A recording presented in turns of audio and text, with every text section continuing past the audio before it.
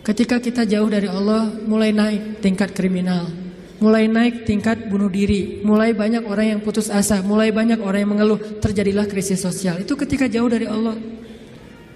Sejak kapan dalam persepsi kita miskin itu masalah? Di zaman Nabi miskin itu bukan masalah. Masalah itu fakir, bukan miskin.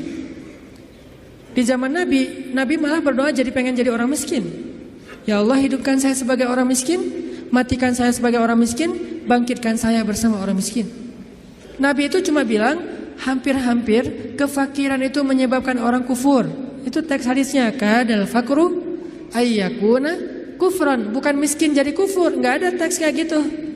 Terjemahan kita yang keliru. Orang miskin itu dekat dengan kekufuran. Nggak ada teks hadis kayak gitu. Yang ada fakir dekat dengan kekufuran. Terus apa bedanya miskin dengan fakir?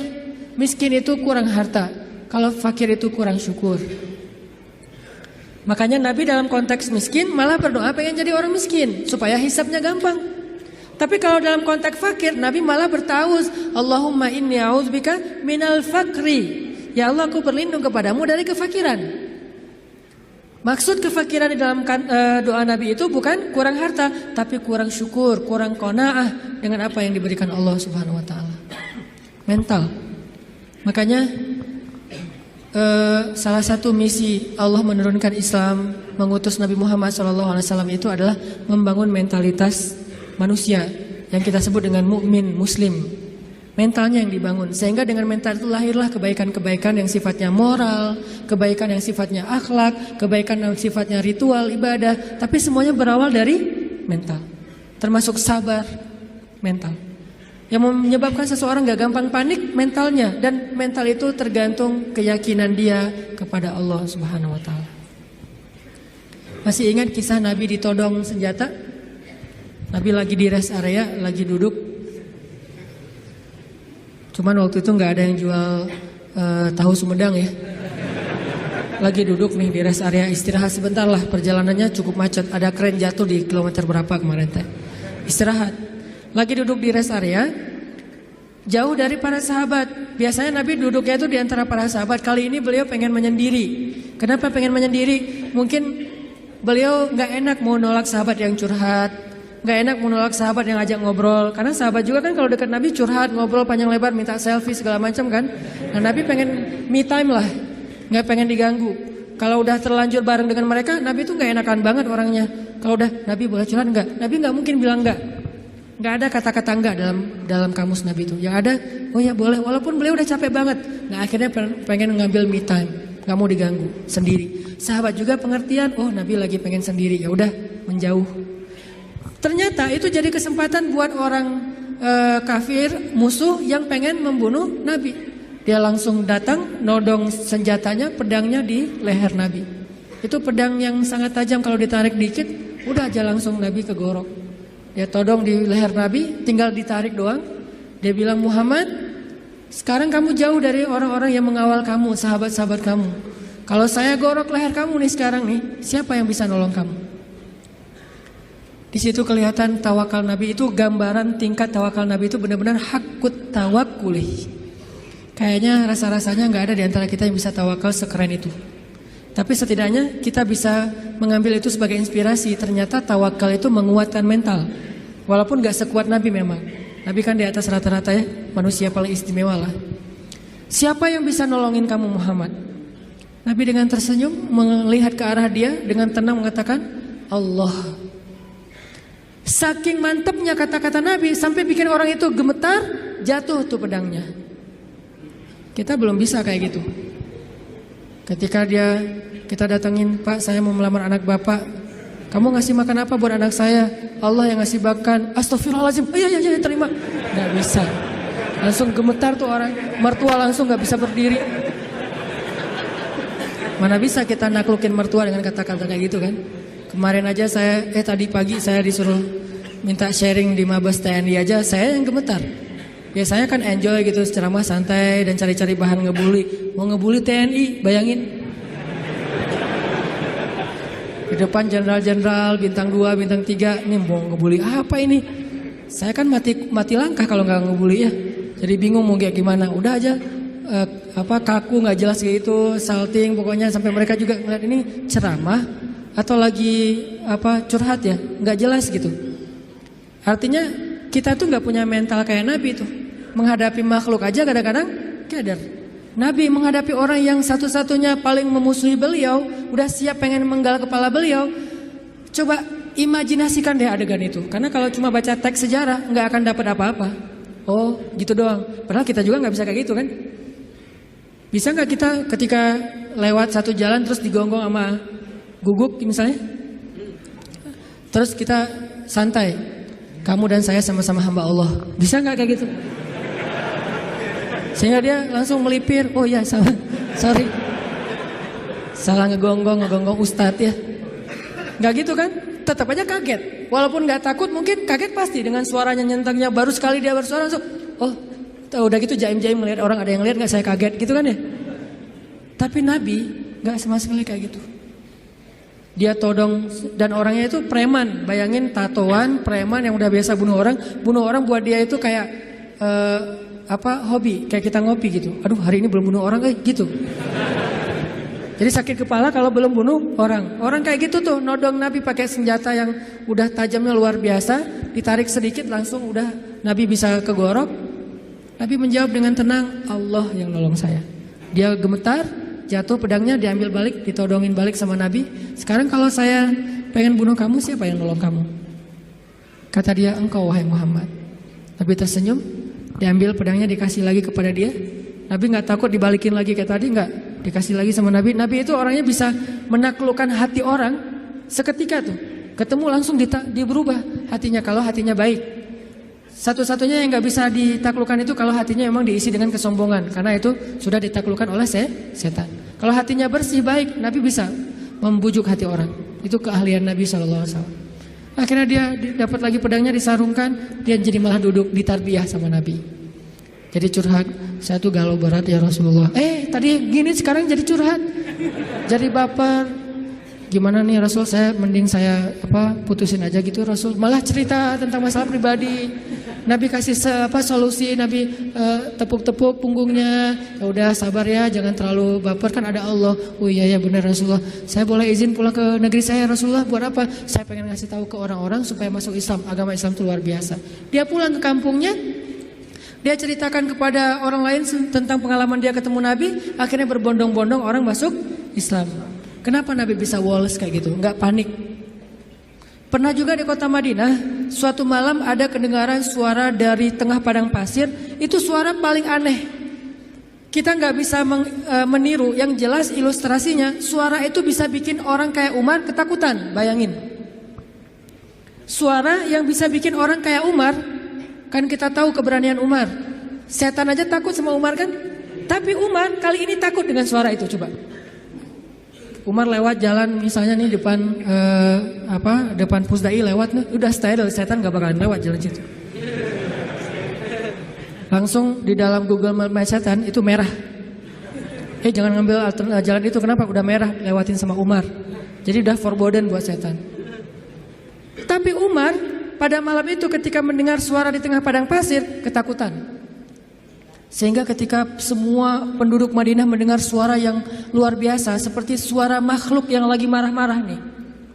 Suara setan kalau menurut ulama, walaupun Nabi gak nyebut kayak gitu. Suara setan yang lagi ngamuk-ngamuk, bayangin. Orang aja ngamuk kan kelihatan ya.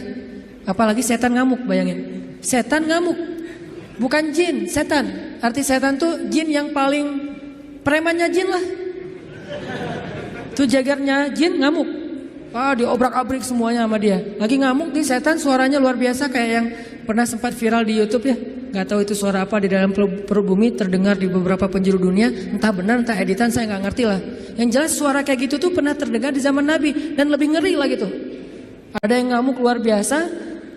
Terus para sahabat berkumpul di Masjid Nabawi. Bayangin, sahabat malam-malam itu keluar dari rumah mereka, pengen cari tahu suara apa, tapi gak ada yang berani keluar sendiri. Akhirnya ngumpul di depan masjid.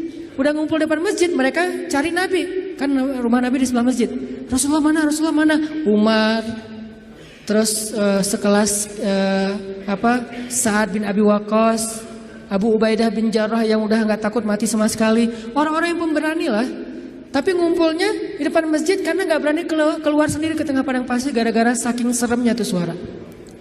Udah ngumpul, cari-cari Nabi, tiba-tiba mereka ngelihat sosok seorang laki-laki datang dari tengah kegelapan padang pasir. Dia pegang pedang di atas pundaknya, nggak pakai baju, cuma pakai celana, badannya bagus. Kalau kita nggak pakai baju malu-maluin ya, Nabi nggak pakai baju, keren lah. Nggak pakai baju, cuma pakai celana, badannya bagus, terus pakai pedang gitu kan, bener-bener kayak cerita gladiator atau siapalah Hollywood gitu kan. Naik kuda tuh gagah sendiri dari tengah kegelapan padang pasir sendiri datang. Dari kejauhan ditanya siapa? Ternyata Rasulullah SAW. Jadi kalau ada yang menganggap Nabi pengecut, banyak bukti Nabi itu pemberani. Cuman nggak sok jagoan Nabi teh, nggak konyol. Nabi kalau misalnya berstrategi dalam perang, Nabi ada istilah dakwah sembunyi-sembunyi, bukan karena Nabi takut pada orang Quraisy. Karena kalau Nabi dakwahnya belak-belakan, nggak pakai strategi, terus beliau dibantu oleh Allah dengan mujizat, maka kita nggak bisa niru strategi dakwah Nabi, soalnya kita nggak punya mujizat. Nabi mencontohkan yang paling mudah ditiru, bukan yang paling mudah untuk beliau. Kalau mau, Nabi bisa berdakwah itu nggak butuh Abu Bakar, nggak butuh Khadijah, sendiri aja. Kalau ada Abu Jahal nantang beliau, beliau tinggal bilang, ya Allah hancurkan nih orang, langsung mati itu mendadak. Mudah banget buat Nabi. Toh bulan aja dibelah sama Nabi dengan seizin Allah kan. Ketika ditantang, Muhammad, kalau kamu emang Nabi, coba lo belah tuh bulan. Kalau saya bisa membelah bulan, apakah kalian beriman? Ya, kita lihat aja nanti. Posting dulu pokoknya.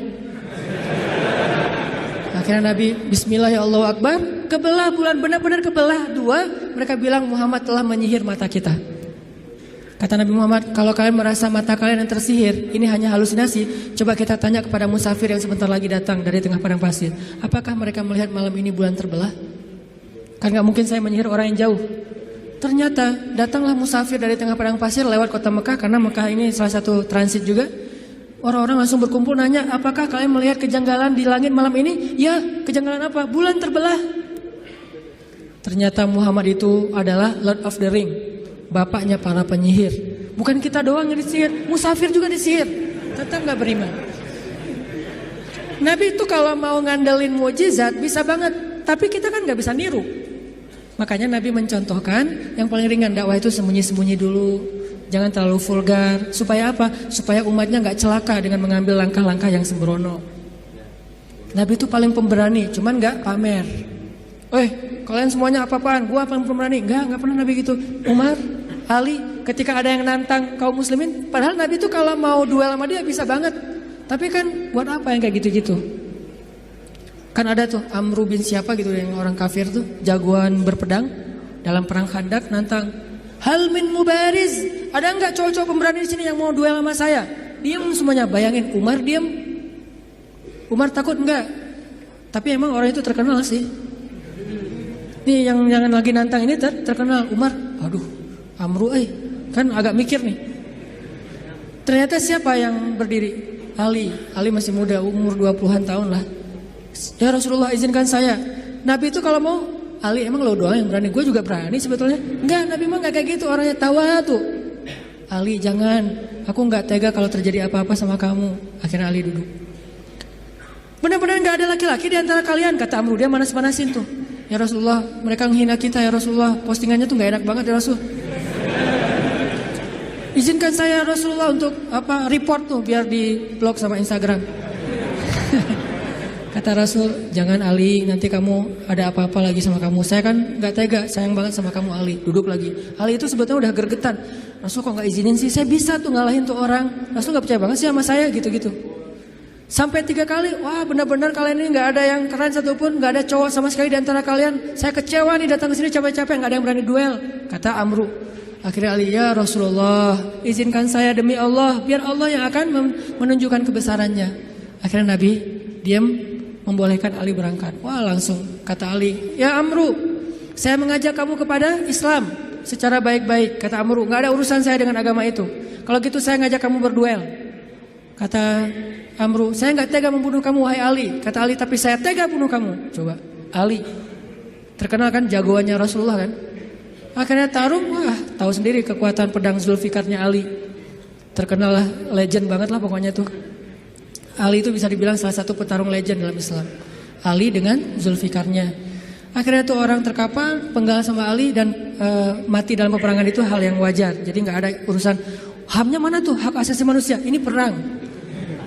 Kecuali perangnya di dalam kota, baru ngomongin HAM. Karena Islam itu sangat memperhatikan HAM kalau perangnya di dalam kota. Nggak boleh nebang pohon, nggak boleh bunuh perempuan, nggak boleh menyakiti anak kecil, nggak boleh menyakiti orang tua, nggak boleh menyakiti orang yang sudah melepaskan senjatanya. Itu etika perang dalam Islam kan? Tapi kalau di medan perang, ya wajar tuh laki-laki sama laki-laki, wajar banget itu mah. Sama-sama cowok, sama-sama militer, sama-sama megang senjata, wajar banget. Jadi artinya Rasulullah itu sangat pemberani. Tiba-tiba Nabi datang bawa pedang di atas pundaknya, terus megang kuda, datang gagah banget. Orang-orang pas dari jauh ngeliat siapa, kok pemberani banget. Ternyata Rasulullah SAW. Begitu Nabi datang, tenang semuanya. Nabi itu kayak ayah buat sahabat. Nabi turun dari kudanya, diikat kudanya di kandang kuda, di garasi rumah beliau. Udah selesai markirin kuda, Nabi datang ke sahabat, ya udah ya, udah bubar ya, udah selesai. Kata sahabat, Nabi ada apa sih di luar? Tadi kedengaran suaranya serem banget. Kata Nabi, udah beres. Nabi nggak cerita. Saking Nabi bijak. Kan kalau kita mah habis kayak gitu kan ceritanya panjang tuh ya. Wah, gua tadi habis tarung loh sama dia. Kan gitu ya. Nggak bijak banget kita mah. Kalau Nabi bijak, udah beres. Nggak, gua habis tarung, wah babak belur lah pokoknya. Dia udah nggak patah kaki, patah tangan. Tadinya tuh dia gaya-gaya nantang gua, nggak tahu siapa Muhammad gitu-gitu kan. Ini anaknya Abdullah, cucunya Ismail, seorang sniper. Ismail kan terkenal sniper ya. Mata Ismail itu turun kepada Nabi Muhammad, mata yang tajam. Salah satu keistimewaan Nabi itu matanya tajam, sehingga beliau itu nggak pernah meleset dari memanah. Cuman kenapa nggak terkenal? Karena Nabi nggak suka manah seseorang yang tidak layak. Nah kita mah cuman manah calon juga nggak kena kan ya. Gagal lagi. Insya Allah nanti saya sharing cara memanah. Nabi itu jagoan memanah, seorang jago main berpedang, lomba berkuda pernah beberapa di waktu Nabi masih ABG nih, belum jadi Nabi, sering lomba berkuda kan, sama Hamzah, Nabi sering menang. Jadi jago kuda, jago manah sambil berkuda itu udah biasa buat Nabi. Cemen lah itu mas, kecil sepele, kayak kita ngemil doang itu mah. Gak ada apa-apanya buat Nabi. Tapi apakah Nabi pamer? Enggak, udah beres. Gak ada Nabi cerita, wah tadi gua berantem tuh sengit banget sampai 10 ronde loh. Gak ada cerita kayak gitu. Ini menunjukkan bahwa keberanian Nabi SAW bukan hanya karena beliau punya fisik yang ideal, tapi karena punya iman yang ideal. Bilal bin Rabah itu fisiknya gak ideal. Bukan masalah warna kulit, tapi dia lemah. Karena warna kulit itu sekarang bukan lagi ukuran keren gak keren, malah sekarang makin dof tuh kan makin gimana gitu ya. Makin dof katanya makin apa istilahnya? Ya, nggak enak nyebutnya dalam masjid. Nah, Bilal itu mungkin dia orang yang kulit hitam, tapi bukan itu masalah Bilal. Fisiknya lemah. Pernah tarung sama Wahsy, sama-sama dari budak Habasyah. Itu nggak perlu satu ronde, setengah ronde juga selesai. Sekali dorong Bilal jatuh langsung nggak berdaya. Saking lemahnya Bilal. Terkenal fisik Bilal itu lemah. Ada yang lebih lemah daripada Bilal, siapa? Abdullah bin Mas'ud. Sampai dijuluki kaki burung belibis. Saking kaki Abdullah bin Mas'ud itu kecil banget, sehingga tendang sedikit langsung jatuh tuh, nggak ada kuda-kudanya Ibnu Mas'ud. Tapi kenapa Ibnu Mas'ud ini bisa membunuh Abu Jahal dalam perang Badar? Kenapa Bilal bisa bertahan seperti gunung Uhud ketika disiksa berbulan-bulan lamanya? Padahal fisiknya lemah, sampai orang-orang kafir Quraisy juga heran. Sekarang siapa yang kuat? Dulu kita pikir Wahsy itu kuat, dulu kita pikir Umayyah bin Khalaf kuat, tapi ternyata Bilal lebih kuat dari mereka semuanya ketika sudah beriman. Lalu ketika mereka bertanya kepada Bilal, ya Bilal, setan apa yang merasuki kamu tiba-tiba kamu jadi orang yang tangguh? Kata Bilal, iman, bukan setan.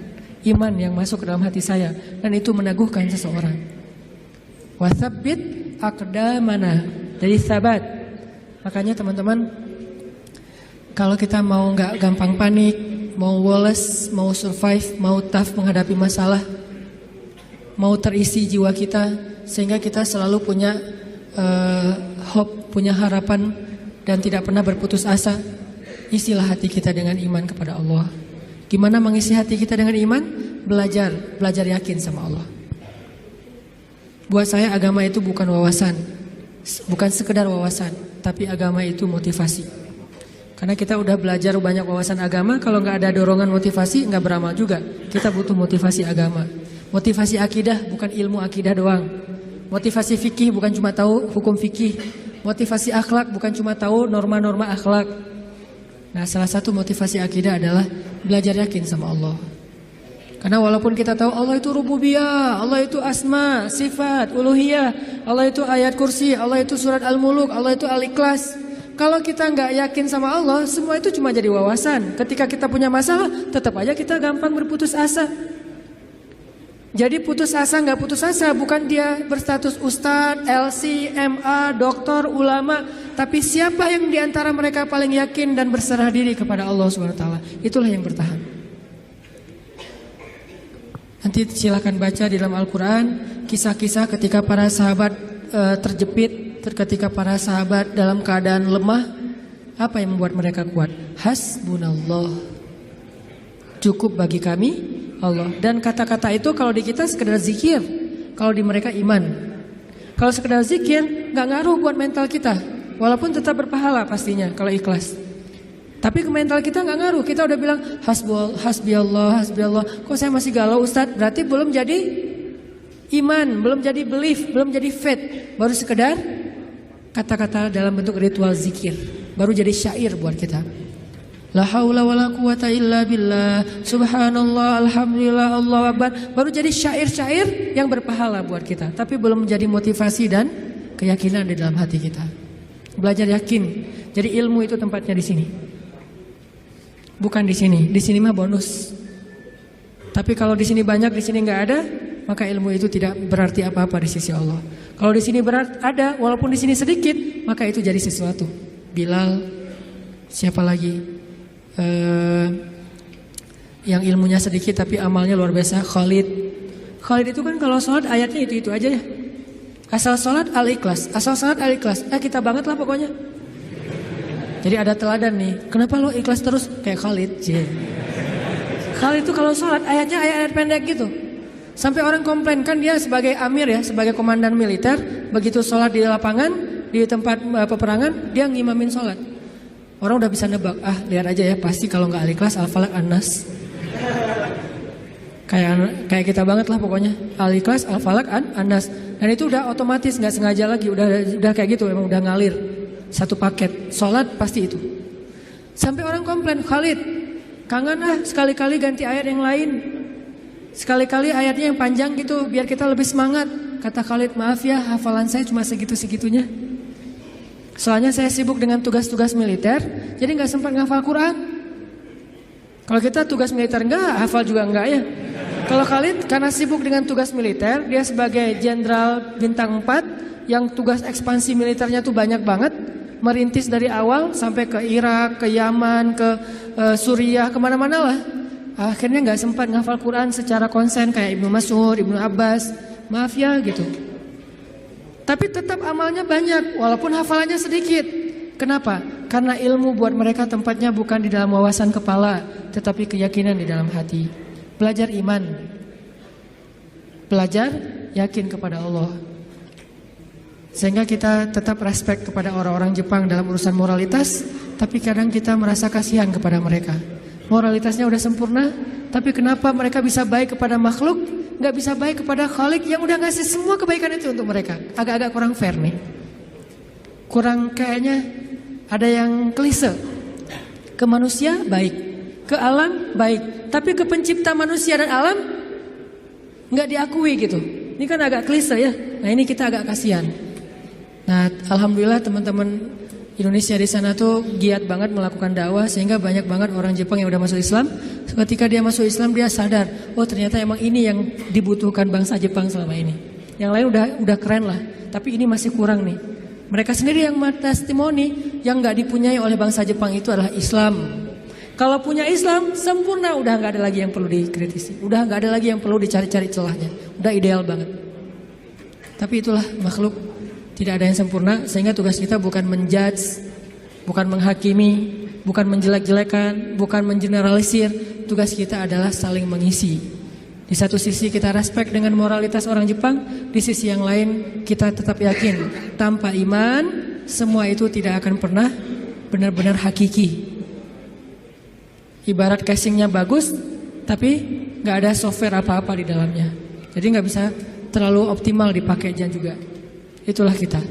Mudah-mudahan kita belajar juga kepada bangsa-bangsa yang udah modern, tapi mereka disiplin, walaupun mereka nggak tahu teks-teks agama, supaya nggak jadi bumerang buat agama kita, teman-teman.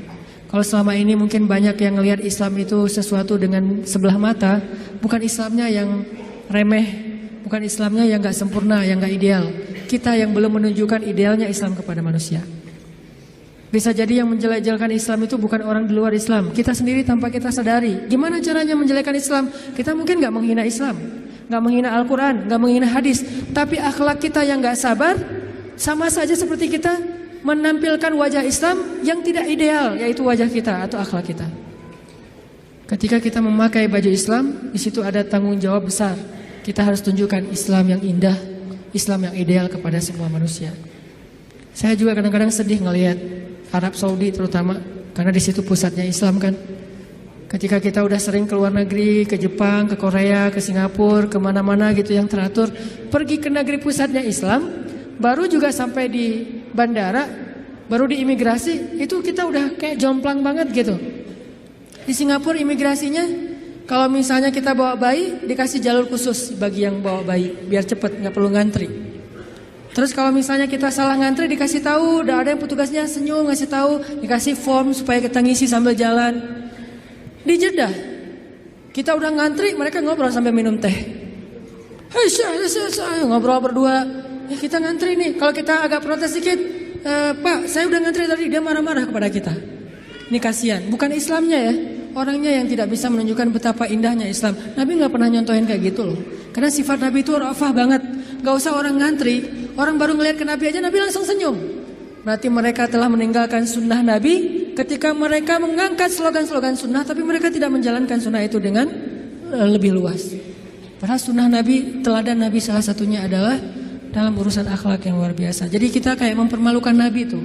Ngakunya saya teman dekat dia loh, tapi gara-gara akhlak kita nggak benar, tercoreng juga nama dia. Saya anaknya Bapak Fulan, gara-gara akhlak kita nggak benar, nama orang tua kita tercoreng. Kita mengaku umat Nabi, begitu kita nggak sabar, nggak menunjukkan akhlak yang disiplin, bersih, baik, woles, kita seperti mencoreng wajah Nabi yang kita cintai. Kita mencoreng wajah Islam yang kita yakini. Yang lebih berat lagi, kita mencoreng wajah Allah yang maha sempurna, karena kita tidak menjalankan ajaran Allah yang sudah ideal ini. Jadi teman-teman, jangan sampai lagi terjadi kesalahpahaman terhadap agama, terhadap Islam, terhadap Allah. Mungkin bukan salah dia secara murni, tapi karena ngelihat realitas daily dari Muslim dan Jepang. Bukan konsep Islam dan konsep agama Shinto, bukan.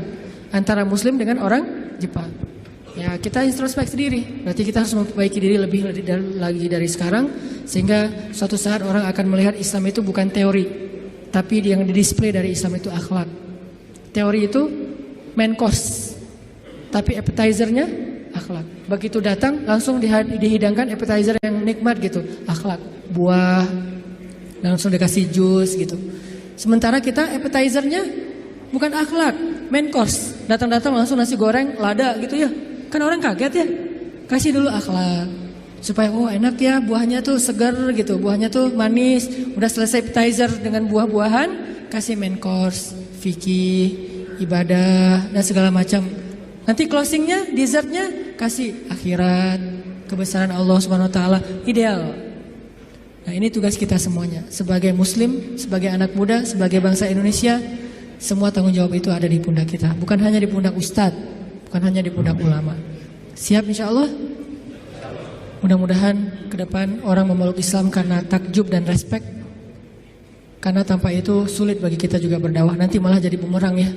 Kalian ngajarin Islam, tapi akhlak orang Islam tuh gimana katanya. Walaupun Islam tetap ideal, akhlak muslimnya aja yang mungkin perlu diperbaiki. Itu aja teman-teman. Banyak kesimpulan yang bisa kita ambil. Sederhananya adalah yuk belajar lebih yakin kepada Allah, supaya fisik kita lebih baik, hati kita juga lebih baik. Sehingga kalau luar dalamnya udah sama, zahir dan batin, sirah dan sarirah, insyaallah kita menjadi seorang muslim yang kafah, muslim yang ideal. Allahumma ighfir lana dzunubana wa liwalidayna warhamhuma kama rabbayana shighara. Ya Allah, ampunkan dosa-dosa kami ya Allah, yang mungkin gara-gara ketidaksabaran kami, gara-gara akhlak kami yang belum sempurna, kami secara tidak sengaja telah mencoreng kemuliaan Engkau ya Allah. Kami secara tidak sengaja telah mencoreng kemuliaan Islam, secara tidak sengaja telah mencoreng wajah Rasulullah SAW. Ampunkan dosa-dosa kami ya Allah. Ahsin khuluqana ya Allah, perbaikilah akhlak kami ya Allah. Kami sadar akhlak itu dalam agamamu sama pentingnya dengan ibadah, sama besar pahalanya dengan ibadah. Bahkan terkadang di sisimu akhlak lebih utama daripada ibadah-ibadah sunnah. Ajarkan kami akhlak Nabi Muhammad SAW. Ajarkan kami akhlak yang elegan, akhlak yang ideal, akhlak yang rahmah, akhlak yang menjadi penyejuk bagi orang-orang di sekitar kami ya Allah. Ya Allah ya Rahman ya Rahim, kami tahu hanya agama Islam yang paling sempurna dan ideal. Ajarkan kepada kami keidealan Islam ya Allah. Jangan biarkan kami salah faham tentang agama kami ini ya Allah, sehingga kami mengambil sebagian tetapi mencampakkan sebagian yang lain.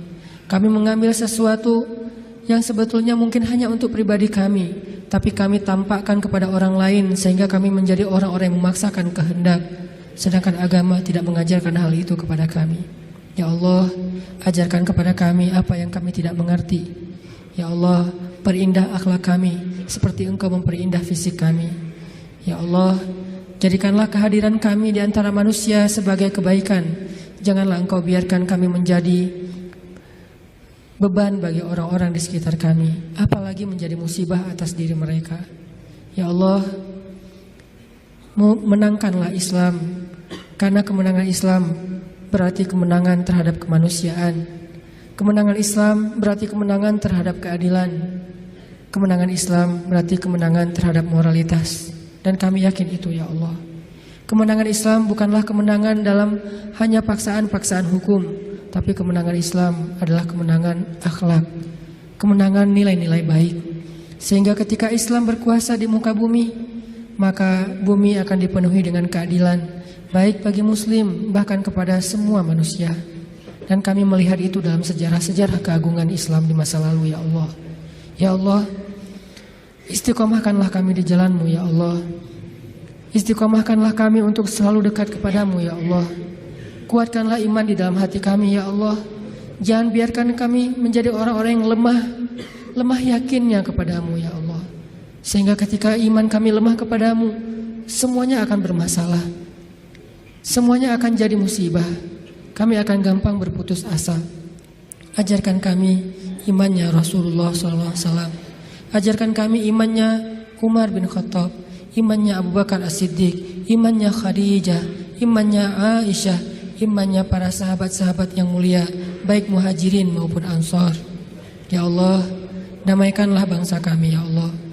Hindarkanlah kami dari perdebatan-perdebatan yang hanya menambah permusuhan di antara kami. Ajarkan kami perdebatan yang elegan, perdebatan yang ilmiah, perdebatan yang dipenuhi dengan rasa saling menghargai antara satu dengan yang lain. Jauhkan kami dari permusuhan dan perpecahan belah ya Allah. Jauhkan kami kaum muslimin dari saling menuduh kesalahan atas saudara-saudara kami, dari saling menuduh kesesatan atas saudara-saudara kami. Ajarkan kami untuk bersatu hati, sebagaimana Engkau mempersatukan hati antara kaum Aus dengan kaum Khazraj, antara muhajirin dengan ansar. Sebagaimana Engkau mengikat hati antara Ashabul Kahfi, sebagaimana Engkau mempersatukan hati antara saudara-saudara Yusuf anak Yakub alaihissalam. Ya Allah, berilah petunjuk-Mu kepada pemimpin-pemimpin kami, karena kami yakin pemimpin itu bisa menjadi orang yang pertama di antara kami yang masuk ke dalam surga-Mu karena keadilannya, bisa juga menjadi orang yang pertama dan paling dalam nerakanya karena kezalimannya. Beri petunjuk kepada pemimpin-pemimpin kami agar mereka bisa bersikap adil, pemimpin yang takut kepada Engkau ya Allah. Karena ancaman yang paling besar adalah ancaman-Mu ya Allah. Siksaan yang paling pedih adalah siksaan-Mu ya Allah. Agar mereka menjadi pemimpin-pemimpin yang pemberani kepada makhluk tetapi takut kepada Khalik. sehingga mereka takut untuk mengambil hak-hak rakyatnya, menzolimi bangsanya, sehingga mereka takut menyia-nyiakan amanah dan wewenangnya, ya Allah. Berilah rahmat-Mu kepada ulama-ulama kami, ya Allah. Jadikanlah ulama di antara umat seperti matahari di siang hari. Jadikanlah ulama perannya benar-benar seperti peran Nabi di tengah-tengah para sahabat. Karena kami pernah mendengar, ya Allah, Nabi bersabda, al-ulama warathatul anbiya, ulama itu adalah pewaris Nabi. Maka siapa yang menyakiti ulama sama saja dengan menyakiti Nabi. Siapa yang membantah ulama sama dengan membantah Nabi. Siapa yang menjelek-jelekan ulama, memfitnah ulama sama dengan memfitnah Nabi. Dan tidak ada yang menyakiti Nabi kecuali orang-orang munafik, ya Allah. Lindungilah kami dari sifat kemunafikan. Jangan sampai kami berselisih dengan para ulama kami, ya Allah. Karena itu adalah dosa besar bagi kami. Engkau akan murka kepada seorang anak yang durhaka kepada ayah dan ibunya. Begitu juga Engkau murka kepada seorang umat yang durhaka berbantah-bantahan kepada ulamanya. Ya Allah, ajarkan kami menjadi suami yang teladan bagi istri dan anak-anak kami, teladan yang baik. Ajarkan kami menjadi istri yang taat kepada suami, menjadi penyejuk bagi hati suami-suami kami, ya Allah. Sebagaimana Khadijah, sebagaimana Aisyah menjadi penyejuk hati bagi Rasulullah SAW. Ajarkan kami menjadi seorang suami yang penyabar, seperti sabarnya Rasulullah, seperti sabarnya Umar, seperti sabarnya Ali bin Abi Thalib radhiyallahu anhum ajma'in. Ya Allah, berkahilah negeri kami, bantulah dakwah kami. Sungguh tidaklah kami berdakwah kecuali karena kami cinta kepada agama ini, karena kami cinta kepada negeri ini, karena kami ingin memberikan karya-karya yang positif, membangun negeri dan menjalankan agama yang Engkau amanahkan kepada kami, ya Allah. Bantu kami dalam dakwah kami, ya Allah. Bujuklah hati-hati pemuda Islam di Indonesia agar kami sama-sama berhijrah dan belajar agama lebih baik, agar kami memperbaiki akhlak kami, agar kami lebih dekat dengan rumah-rumah-Mu, ya Allah. Ya Allah, ya Rabbana, beri kami kebaikan di dunia dan kebaikan di akhirat. Lindungilah kami dari azab api neraka. Rabbana atina fid dunya hasanah wa fil akhirati hasanah wa qina adzabannar. Subhanakallahumma wa bihamdika asyhadu an la ilaha illa anta astaghfiruka wa atubu ilaik. Assalamualaikum warahmatullahi wabarakatuh.